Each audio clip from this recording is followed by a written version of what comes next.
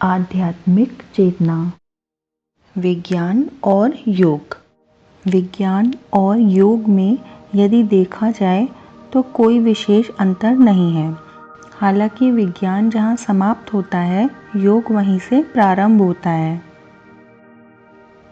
खोजी मन यदि इस बात का चिंतन करे तो पाएगा कि विज्ञान बाहर की ओर कार्यरत है, जबकि योग अंदर की ओर, अर्थात विज्ञान भौतिक जगत को आगे बढ़ाता है, जबकि योग मनुष्य को प्रकृति से जोड़ता है। मनुष्य प्रकृति का ही एक अंग है।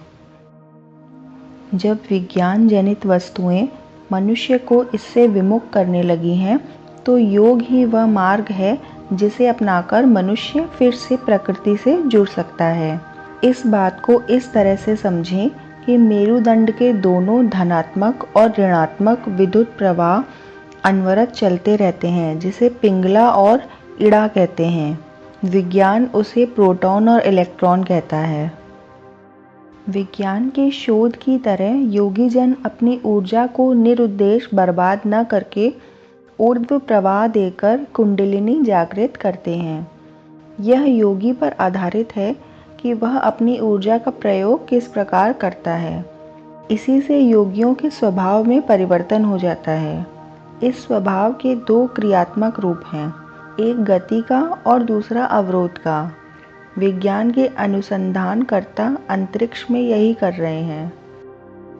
यूरेनियम ईंधन से न्यूट्रॉन का योग मिलकर शीतल जल का प्रवाह होता है। वहीं संघात करके प्लूटोनियम का निर्माण होता है, जो रक्षात्मक भी है और संहारक भी। योगी अपनी शक्ति को गति देकर संकल्प को प्राप्त कर समय समय पर शब्दों के माध्यम से सदुपयोग कर लेते हैं। विज्ञान ने अपनी खोज के लिए भिन्न भिन्न नियमों, सूत्रों और तरह तरह की प्रयोगशालाएं बनाई हैं, और योग ने भी भिन्न भिन्न क्रियाओं को जन्म दे रखा है।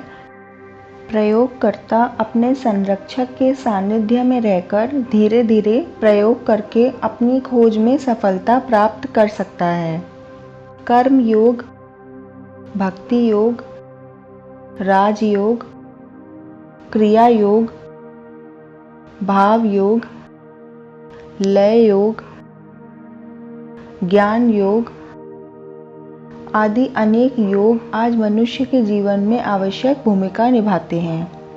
योग हमारे जीवन में बोधित्व का मार्ग प्रशस्त करता है। योग जीवन का आधार है, इसलिए इसके महत्व को समझकर इसे जीवन में उतारने का प्रयास करना चाहिए।